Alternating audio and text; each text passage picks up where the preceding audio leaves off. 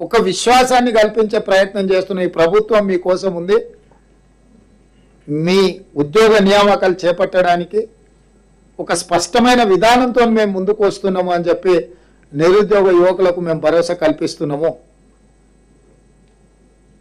కాబట్టి ఈరోజు నిరుద్యోగుల సమస్య కానీ, నీళ్ల సమస్య కానీ, నిధుల సమస్య కానీ, 10 సంవత్సరాలలో 100 ఏళ్ళకి సరిపోయే కేసీఆర్ చేసిన విధ్వంసాన్ని కానీ, అదేవిధంగా నిరుద్యోగ యువకులకు ఇప్పుడు నోటిఫికేషన్ గ్రూప్ 1 ఇచ్చిన దాంట్లో ప్రతి నియోజకవర్గంలో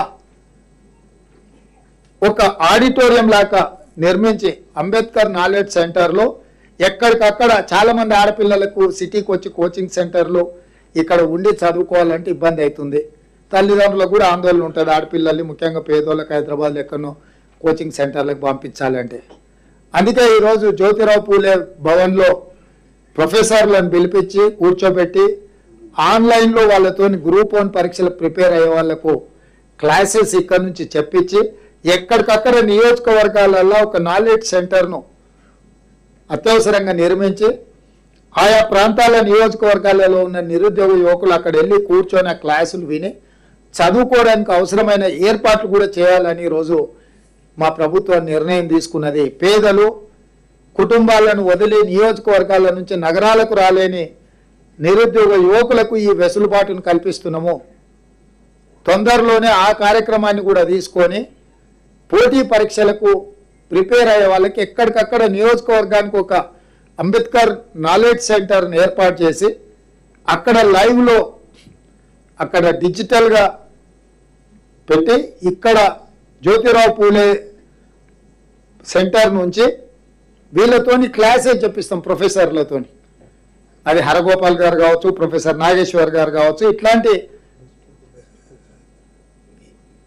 ప్రొఫెసర్లను ఫ్యాకల్టీస్ కింద పిలిపించి ఈ పోటీ పరీక్షల పిల్లలు ఎట్లా ప్రిపేర్ కావాలి, ఏ సిలబస్ ప్రిపేర్ కావాలి, వాళ్ళందరినీ కూడా ప్రిపేర్ చేయడానికి కూడా అన్ని రకాల ఏర్పాట్లు చేయడానికి ఈరోజు మేము ప్రయత్నం చేస్తున్నాము.